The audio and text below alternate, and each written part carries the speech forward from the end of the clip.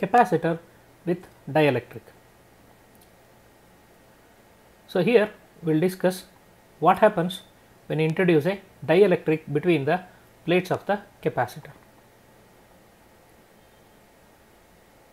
So before introducing the dielectric, let us say electric field between the plates is E naught. E naught was equal to sigma by epsilon naught. Potential difference between the plates, let it be V naught. V naught is equal to sigma d by epsilon naught, where sigma is charge density and d is distance between the plates.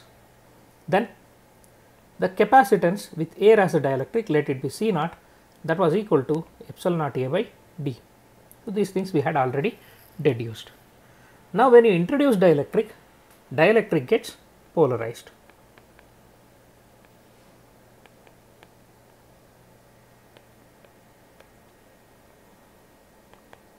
So now there will be two fields between the plates.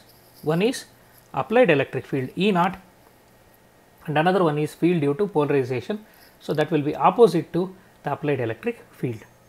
So net electric field between the plates E will be equal to sigma by epsilon naught, this is E naught, minus field due to polarization, that is sigma p by epsilon naught, where sigma p is polarization charge density of polarization charges.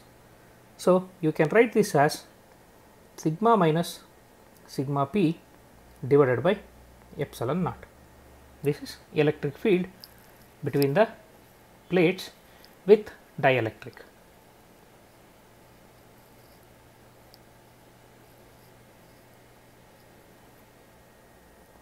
Now if I consider E divided by E naught, that is field with dielectric divided by field without dielectric.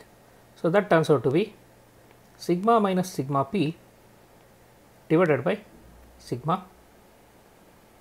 So we know that from the discussion of dielectrics, we know that sigma divided by sigma minus sigma p is equal to k, where k is dielectric constant.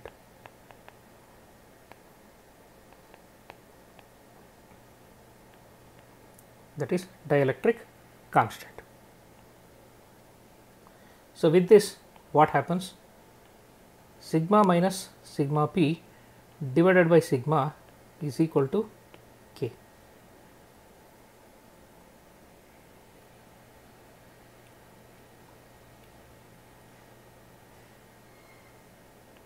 Is equal to 1 by k. So sigma minus sigma p can be written as sigma by k. Now substitute this in the expression for electric field. Electric field between the plates with the dielectric E becomes equal to sigma minus sigma p by epsilon naught can be written as sigma by k epsilon naught, which implies potential drop between the plates will be equal to sigma d by k epsilon naught. Sigma is equal to charge by area, so you can write it as qd divided by ka epsilon naught. Now we know that capacitance is q by v. With the dielectric, let the capacitance be C. Original was C naught. Now this will turn out to be q divided by qd by ka epsilon naught. That turns out to be k epsilon naught A divided by d. Clearly C can be written as k times C naught. Hence, on introduction of dielectric between the plates, the effective capacitance of parallel plate capacitor becomes dielectric constant times the original capacitance. So C is equal to k times C naught. This is effect of dielectric on capacitance. So on introducing dielectric, capacitance of capacitor increases k times, where k is dielectric constant.